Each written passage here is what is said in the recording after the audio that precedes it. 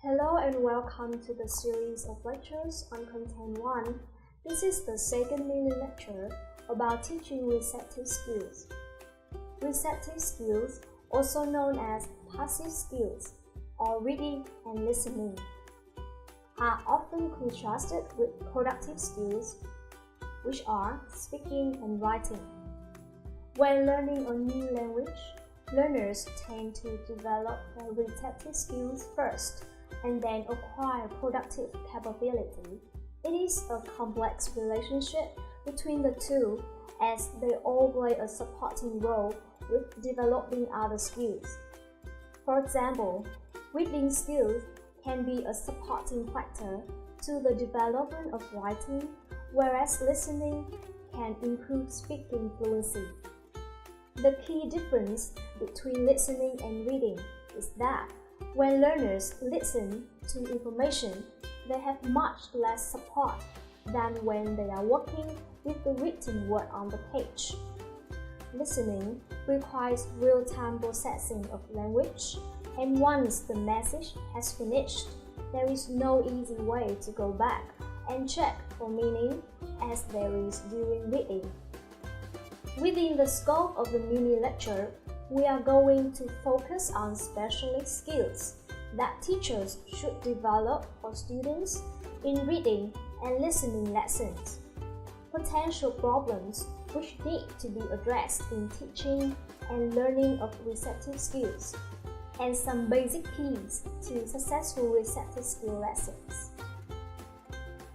So, we can see that reading and listening are not simply matters for the eyes and the ears, but also a matter of using your minds to literally understand words and process them in our pre-existing knowledge to gain true understanding. Readers and listeners employ a number of specialist skills when reading or listening, and their understanding of the context will depend on the expertise in these areas. Predictive skills, for example, predicting the content of an article or dialogue from a headline or introduction. Specific information. Scanning. We often listen or read for specific information. For example, we look in a newspaper to find a football result. We don't read the whole newspaper before finding it. We listen to the news only concentrating when a particular story comes up. General idea, skimming. This is where we read or listen for the gist of a text or dialogue. We don't focus on every single word, but are just trying to get a general understanding of the content. Detailed information. Sometimes we read in order to understand everything in detail. For example, when reading or listening to detailed directions on how to get to somewhere, we need to read or listen in a concentrated manner to gain full benefit. Deduction from the context. Sometimes we need to be able to understand and deduce the meaning of individual words or phrases from the context in which we hear or read them. We sometimes also need to see beyond the literal meaning of the words.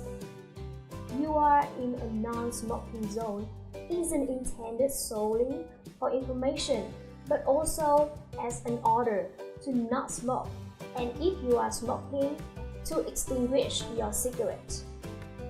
Make sure that we, as teachers, design suitable activities to develop the 5 specialist skills for students in reading and listening lessons. The teaching and learning of receptive skills presents quite a number of potential problems which need to be addressed. These are mainly in connection with the language contained in the text, the topic, and the tasks the students will perform.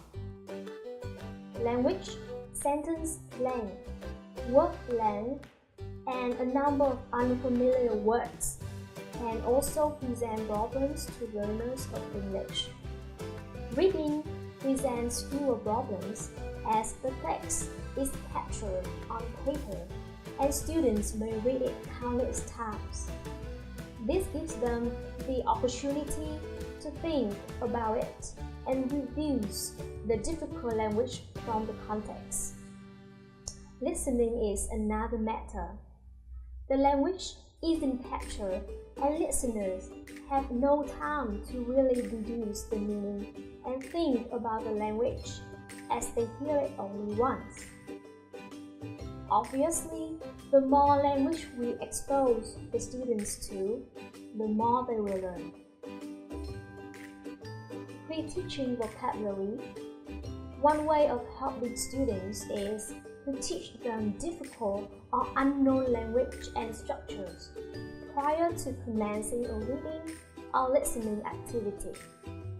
This should at least help to remove some of the obstacles that they are likely to come across.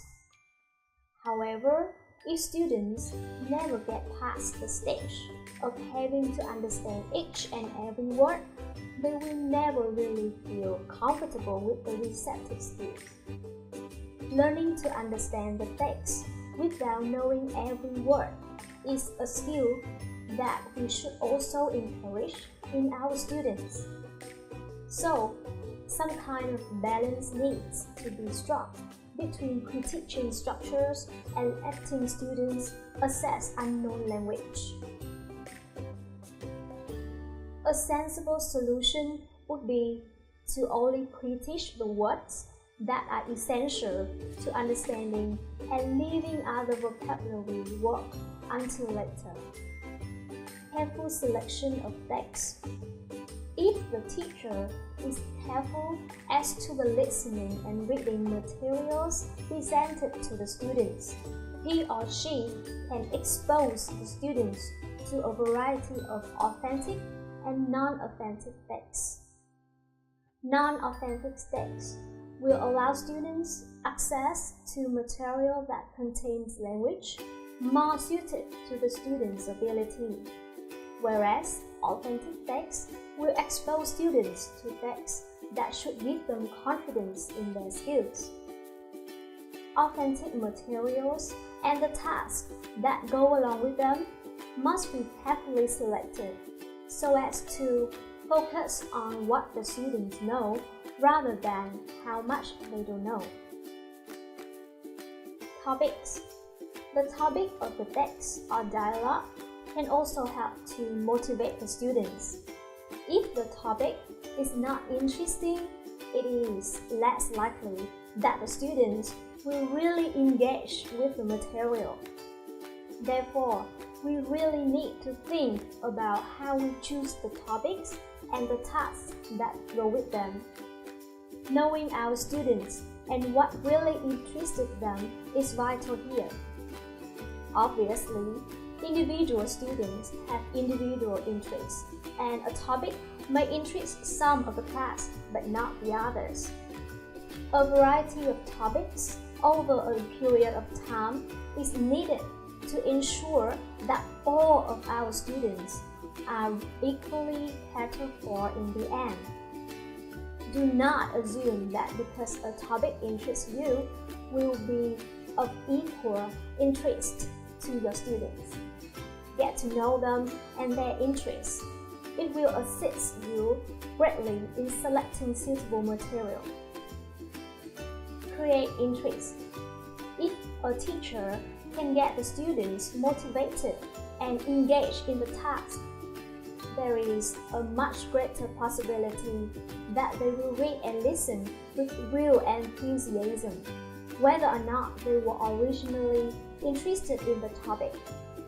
We can get students engaged by discussing the topic, showing pictures, predicting what the text will be about, and other engaged play activities.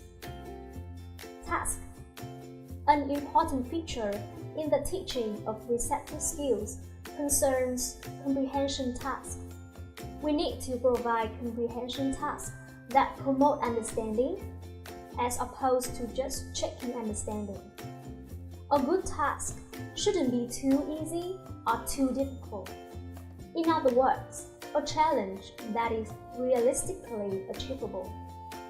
A quite common activity is jigsaw reading, where students are placed in pairs and each reads part of the text. Then, they share their information to complete other tasks. There are several stages that teachers should follow to have a successful reading and listening lesson. 1. Pre-teach vocabulary. Make sure you check vocabulary that you predict students will need to navigate the reading or listening material they will work with. 2. Gist reading or listening. When students have demonstrated their understanding of target vocabulary, set a quick skimming task for students to get a first contact with the text or recording. Gist tasks can be in the form of true-false questions, paragraph matching, ordering, or adding headings. Make sure that you go through the task before you give them the written text. If they don't understand the task information, they will not be able to read or listen with purpose. 3. Detailed reading or listening. When students have got the gist of the text, they can move into some more detailed comprehension or language work. Set questions which deal with the relationships between points in the text, or which focus on use of specific language in the text or recording. This encourages a closer analysis of the information being presented. 4. Respond to text. This is optional. A follow-up stage, which asks students to respond to what they have read or listened to, can consolidate the ideas presented in the text and engage students with the content they have read or listened to. 5. Vocabulary in context. This is also optional. Another option for a post-reading stage is to examine the meanings of some other vocabulary items in the context of the sentences and paragraphs where they appear in the reading or listening material. Besides, staging is also important to develop strategies rather than only practicing skills, as you want to equip your students to practice outside the classroom. This is the end of the second mini lecture. Thank you for listening.